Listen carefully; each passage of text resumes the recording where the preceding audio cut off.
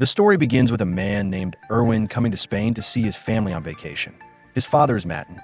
He was greeted warmly, and they began their journey to a boat dock. On the way, Win's phone rang talking about work matters, but he politely declined, knowing that business calls often bothered his father. Upon arrival, Win's mother is Loris. Rosalind, Zura's little brother and girlfriend, greeted him with a big smile. The whole family is extremely happy because they are waiting for a special dinner together. When they sit around the table, the two brothers talked about their childhood, where they have moved many times because of their father's work. Logis was happy when the whole family gathered and they toasted together to start the evening. These happy moments are suddenly interrupted when a disturbing call is recorded. He looked very serious, and his sadness spread to everyone around him. Finally, he opened up to his family and shared the sad news that his company was going bankrupt. Everyone becomes silent, and insecurity encompasses as Win thinks about what will happen next. He went alone to the beach after dinner. Gwyn tries to do everything right after ruining the happy atmosphere before. He apologizes to his father for the difficult situation he is facing. During the conversation, Mateen also apologized to Win for understanding the difficulties her son was going through. The next day, the whole family went to the sea, but Win is still glued to the phone constantly. He reluctantly helps steer the boat until they dropped anchor. But Gwyn can't stop thinking about it, and this leads to tension when Mateen urgently asks him to take control of the boat. Just then, a high-speed motorboat approaches danger to their yacht. Win doesn't realize the danger, and his lack of concentration causes their boat to drift away. Mateen screamed in panic at the right time, so he was able to avoid a collision that could injure Zara. In the midst of this chaos, Win's phone rang again, but Martins didn't hesitate to throw it into the sea. This led to a major controversy between them, and Nguyen decisively decided to jump down and swim toward the town to try to find peace. He quickly stopped at the pharmacy to buy antiseptic for Zara's wound. When standing on the shore, overlooking the vast ocean, and Teen started to feel insecure. At the same time, that speedboat passed by, making him even more worried. After a short time, Nguyen returned to the beach, but did not see the family's yacht.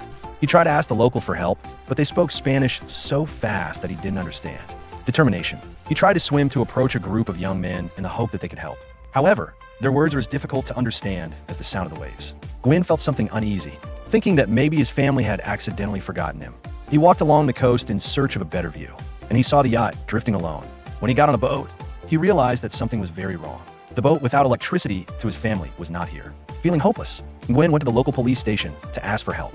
Inside, he saw police officers playing cards and not paying attention to him. He finally explained his problem to the police station chief. After hearing the name of Nguyen, the sheriff called and became very nervous. Asking for a Nguyen leads them to the last location of the stranded yacht. Under the night, the police officers and Nguyen set out to find the boat's final location. But their path leads to a stranger. He claims that he knows how to win and promises to help him find his family. Nguyen became suspicious and tried to flee, but the officers stopped him from getting into a scuffle. Eventually, Nguyen escapes and runs away. He snatched a police car and drove off into the night. The chase continued until police officers cornered him, causing him to crash his car and be recaptured. They started beating him violently. At the right time, all hope seemed to be extinguished. Nguyen's father suddenly appeared and quickly beat the attackers to save his son's life. With the support of Mateen, Nguyen stood up feeling trembling but grateful to be alive. He hurriedly asked the ghost about Jesus and his mother, but Martins had no answer. With a heavy mood, he revealed a big secret that he was actually a CIS agent. He believed that it was possible that his former enemies had returned to take revenge. Mateen kept apologizing, promised to bring their families back. He received a call on his mobile phone. One of his secret communications in C asked him to meet in secret.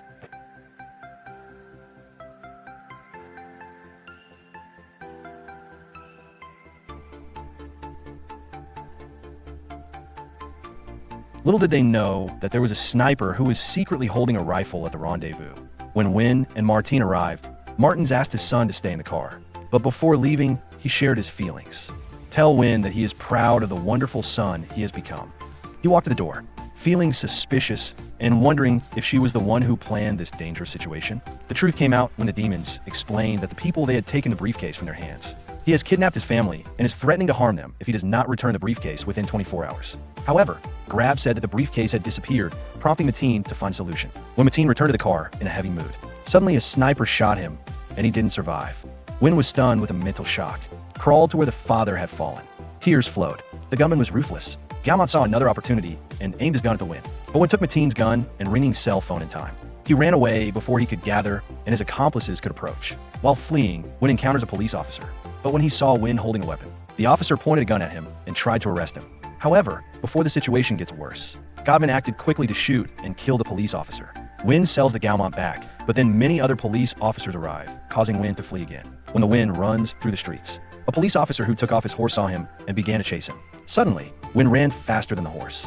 Almost arrested, he finds a safe place in a public restroom tries to regain his breath and calm down. After calming down, Wynn returned to the busy street. He conceals his identity by wearing a hat and sunglasses that he often does in DC movie Superman. After that, he decided to throw away the gun. Gwyn Hone arranged to be arrested at the U.S. Embassy. Inside the embassy, Gwyn told an official about his father's death and the dangerous situation his family was facing. But the official did not believe him and suggested that he should find a lawyer. While they were talking, the officer's phone rang. Hints about a Wynn-related conversation. Feeling depressed, Yian leaves the embassy and sees Grab waiting in her car. She said that she was a friend of Mate's and seemed to know a lot about Wynn.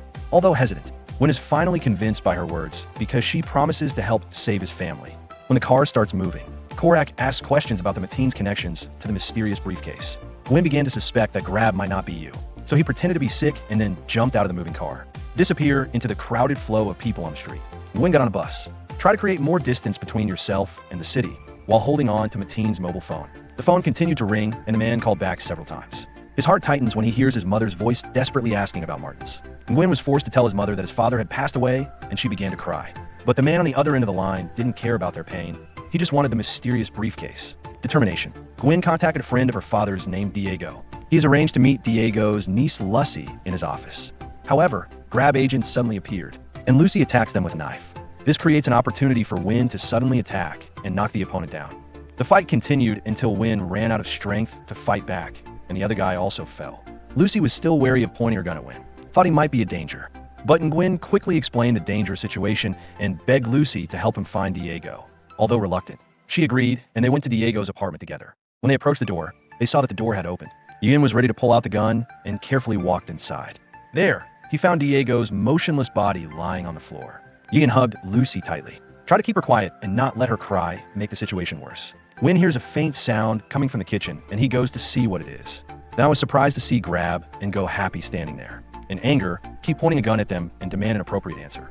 Class calmly explained that Mateen had considered returning the mysterious briefcase to the enemy, and that's why he had to be removed. Korak offers to help Wynn find his family, but with conditions. She wanted to know about the other connections of the magic message related to the precious briefcase. Suddenly, Lucy rushed into the shooting room and begins a chaotic firefight. Wynn and Lucy flee to escape the bullets with armor and swords chasing right behind. They stopped on the rooftop when there was no way down. Wynn came up with a plan. He tied a rope around Lucy's body and began to lower her, but Gaumont hit her in the shoulder. Lucy finds safety with the help of a stranger, while Wynn tries to endure the pain of jumping to the ground and getting injured. Lucy gets into the car, and they continue to flee. Wynn's condition is getting worse and worse, but they can't stop. Kazo caught up with them, causing a collision. Just as Crack was about to shoot, the crowd blocked her vision. Give Lucy one more chance to escape. Lucy takes Wynn to a nightclub, where she asked a friend to help her. Lucy's friend was hesitant at first, but after Lucy insisted, the friend agreed and called for more support. They examined Wynn's wound, but found no bullets. Therefore, they must use measures to stop the bleeding that causes Wynn to lose consciousness. After a few hours of pain, Ian woke up and still felt pain. While Lucy is looking at Wynn's phone, she discovers a photo of Mateen. She is shocked when Wynn confirms that Mateen is dead. Later, Lucy reveals that she also knows Mateen, but with a different name. 2. Mateen is not only her father, but also Wynn's half-brother. The two boarded the train to arrive at the place where the mysterious briefcase exchange was scheduled to take place. Wynn is still trying to deal with the fact that Mateen has a secret life. He decided to go alone, and Lucy understood that. She said she would wait at the nightclub, ready to help if he needed. They parted ways on Wynn and set off alone. When Yuyan arrived at the location, he carefully looked around. A mysterious man suddenly appeared beside him and told him to act normally after him. Gwyn carefully followed the man to the car and sat in the front seat. He was worried and wanted to know information about his family. But the man reacted, grabbed Wynn by the neck and squeezed him until he fainted. When you wake up, Wynn was tied to a chair and repeatedly beaten. He tried to convince his captors that Mateen had not. Suddenly, the leader of Dahir reveals himself to be a spy. It turns out that the mysterious briefcase is part of an elaborate plan to uncover a corrupt CI agent. Ma believes the CI fired their undercover agent and took the briefcase. Gwyn told me that Mateen was a victim of the plots of CE and Crap. They're trying to wipe out all evidence and witnesses related to their plan. RA here revealed that Wynn's family is still in custody, but not by himself. Jia Hugh is determined to confront Kozak and save Wynn's family, by the way. The Knight had to urge him to go out before the briefcase exchange took place, and threatens to hand over Wynn's family to CE if he fails. Once again, Wynn is overpowered. He was chained and thrown out of the car with a gun just outside the city. Wynn returns to Lucy's club, where they are happy to see each other again. They join forces and plan to lure the Crack out of the light. While they discuss the plan, the owner of the club is a Diego loyalist. Heard and offered to help. Lucy came up with a clever idea. She used her card to pay for drinks. leave a trail in the hope that CJ will fall into the trap. In just a few minutes, Galmont has appeared at the club, but the shopkeeper and his friends quickly realized, and a fierce war broke out. They finally managed to control him later. They took their children to the basement of the club and began questioning. Ian wants to know where the briefcase is and when the secret exchange will take place. But the Joys still kept silent. And Gwen angrily played golf and told everyone to play as they please. Gwen planned to make Galmont look like he had escaped. Hopefully it will lead them to the family. Lucy sat in the car, observing the Galmont somehow freeing itself and fleeing. Galmont grabbed another car and drove away. With a chase win, Galmont went into an alley where he met the cause, and they start to run away, while Wynn continues to follow them. They led him to an underground parking area, enter the winch, and tell Lucy to stay in the car while he continues to watch them. Gwen watched from a distance as Gerard spoke to someone, but suddenly everything becomes chaotic when he was filial and his group arrived. They asked Wynn to step back and surrender. Ian shouted, wanting to know where his arrested family was. The noise made the teacher take action, and she shot her customers. It all gets chaotic when the spies start shooting, leading to a fierce gunfight. In the midst of the chaos, Galmont saw his chance, grabbed the mysterious briefcase, and jumped into another car. Gwen was determined to get back the briefcase that had run after him. He jumped into the car and made him sell a bunch of rumbles. While it was then, a spy shows up and shoots Goman.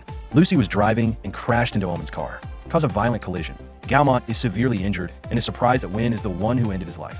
Kolchak arrived and hurried to the briefcase left on the ground. She then grabbed the briefcase and escaped. Nearby, the Korak criticized Wynn, calling him a dreamer before speeding away. Wynn and Lucy begin to chase, but to no avail. Korak tries to escape by driving through a park, but Gwen was determined to catch up with her. He got closer, so Grab started shooting at him. Gwen did not give up, but had to step back a little. Crack thinks she has escaped, but then she gets stuck in traffic.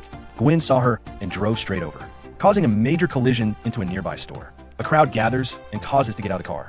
It started shooting wildly, no matter who it hit. With many efforts, Wynn and Lucy grab another car and drove away. Grab continues to chase them nonstop. In the end, both cars flipped over. Grack took the precious briefcase out of the car and approached Wynn and Lucy, those who were still stunned. Wynn tried to reach for his gun, but Grab taunted him. She was about to sell her win when suddenly a gunshot rang out. Pigskin and his agents appear and quickly make sure that everything is under control. Rahia leads Wynn to a very important meeting with his family, the people he thought he had lost forever. On the way out to the veranda, something was surprising even though the Mateen had a mysterious past, but he will be proud of winning for being so strong. The family's reunion was extremely touching with many tears and hugs. They visited Lucy in the hospital. Their peaceful, short time did not last long. A CI official came to see Wynn and gave him his passport, asked him to return home safely. Wynn was still curious about the contents of the briefcase, but the official did not give him a straightforward answer. It only suggests that in order to find out, he needs to be more involved in CI to replace his father. The movie ends here. If you like this video, subscribe to the channel so you don't miss the latest videos.